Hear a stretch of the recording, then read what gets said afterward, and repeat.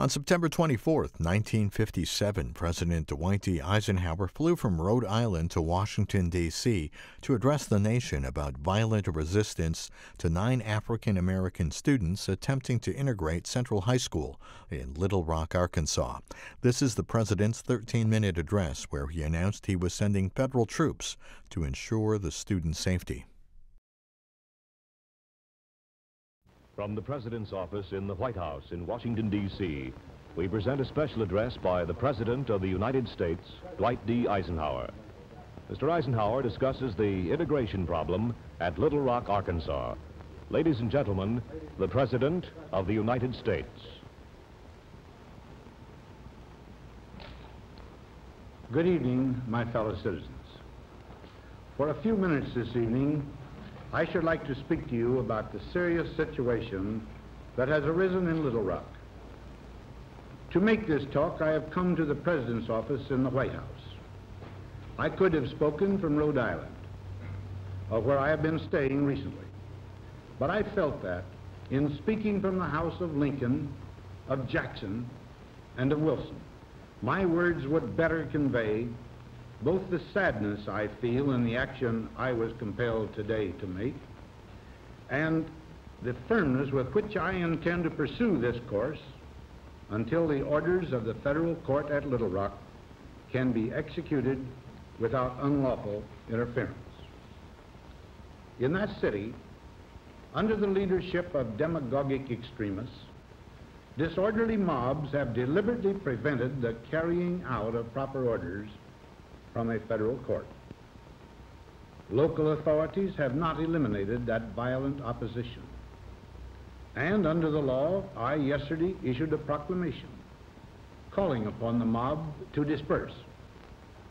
This morning, the mob again gathered in front of the Central High School of Little Rock, obviously for the purpose of again preventing the carrying out of the court's order relating to the admission of Negro children to that school.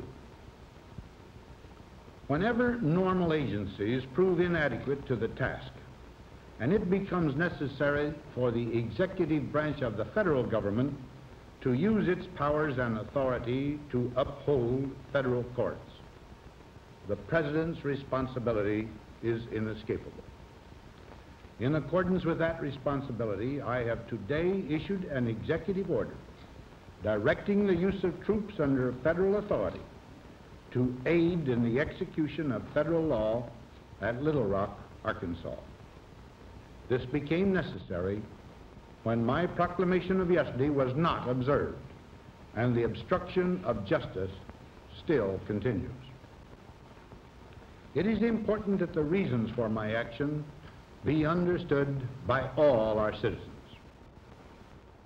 As you know, the Supreme Court of the United States has decided that separate public educational facilities for the races are inherently unequal, and therefore compulsory school segregation laws are unconstitutional.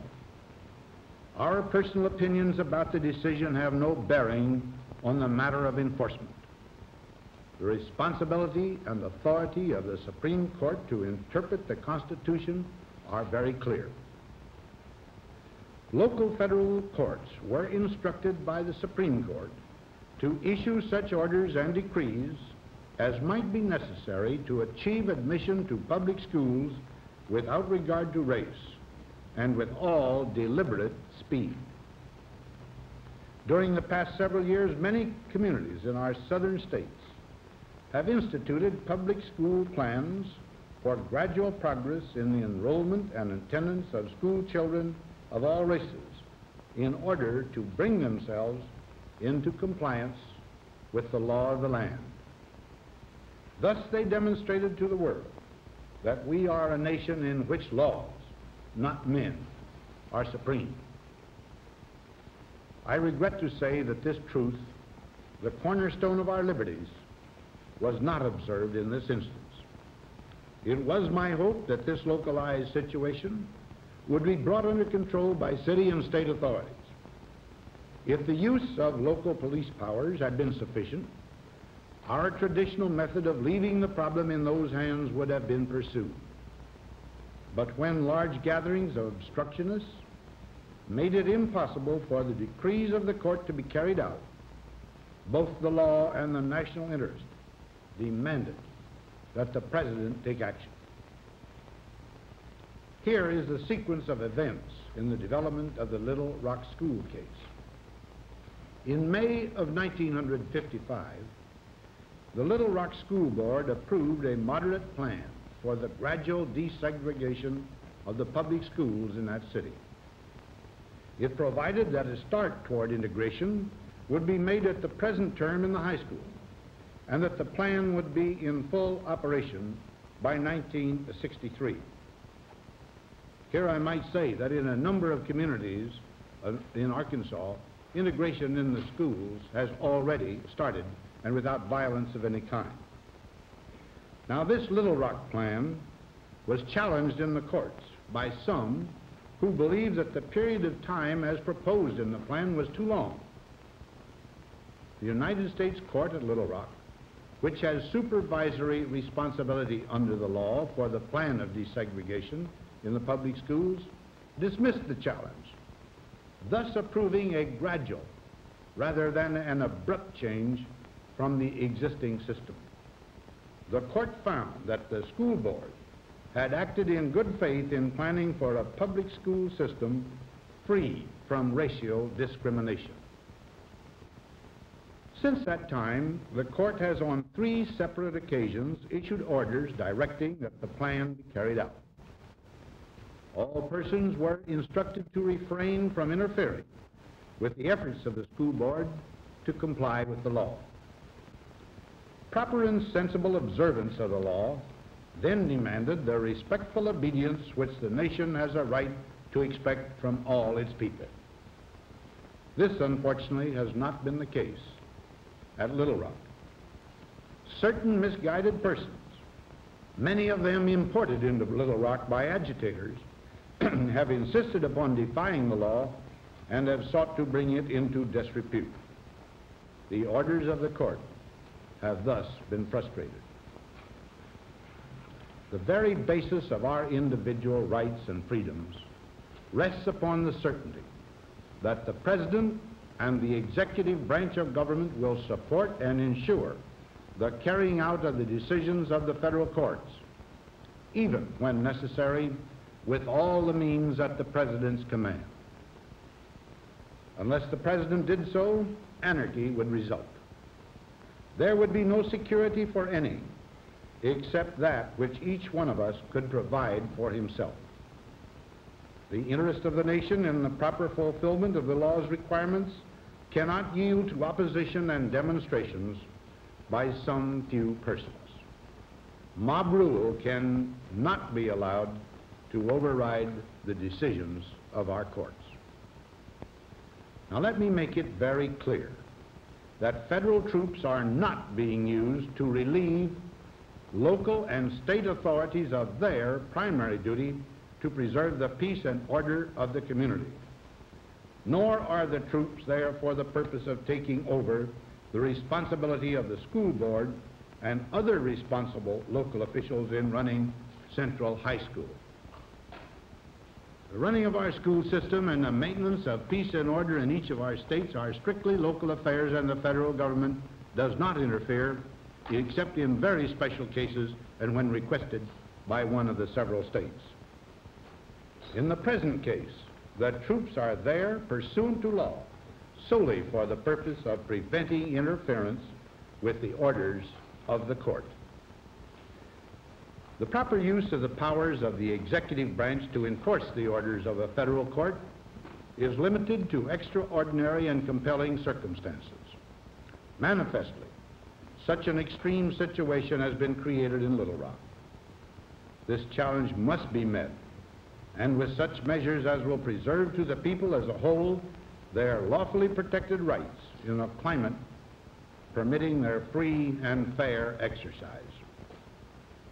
The overwhelming majority of our people in every section of the country are united in their respect for observance of the law, even in those cases where they may disagree with that law. They deplore the call of extremists to violence. The decision of the Supreme Court concerning school integration, of course, affects the South more seriously than it does other sections of the country.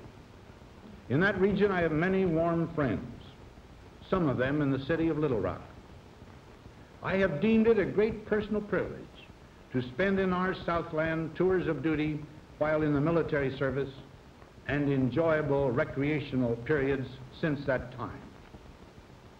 So from intimate personal knowledge, I know that the overwhelming majority of the people in the South, including those of Arkansas and of Little Rock, are of goodwill, united in their efforts to preserve and respect the law even when they disagree with it. They do not sympathize with mob rule. They, like the rest of our nation, have proved in two great wars their readiness to sacrifice for America. And the foundation of the American way of life is our national respect for law. In the South as elsewhere, citizens are keenly aware of the tremendous disservice that has been done to the people of Arkansas in the eyes of the nation, and that has been done to the nation in the eyes of the world. At a time when we face grave situations abroad because of the hatred that communism bears toward a system of government based on human rights, it would be difficult to exaggerate the harm that is being done to the prestige and influence, and indeed to the safety of our nation and the world. Our enemies are gloating over this incident and using it everywhere to misrepresent our whole nation. We are portrayed as a violator of those standards of conduct which the peoples of the world united to proclaim in the Charter of the United Nations. There they affirmed faith in fundamental human rights and in the dignity and worth of the human person. And they did so without distinction as to race, sex, language, or religion. And so, with deep confidence, I call upon the citizens of the state of Arkansas to assist in bringing to an immediate end all interference with the law and its processes. If resistance to the federal court order ceases at once, the further presence of federal troops will be unnecessary, and the city of Little Rock will return to its normal habits of peace and order, and a blot upon the fair name and high honor of our nation in the world will be removed. Thus will be restored the image of America and of all its parts as one nation, indivisible, with liberty and justice for all. Good night, and thank you very much.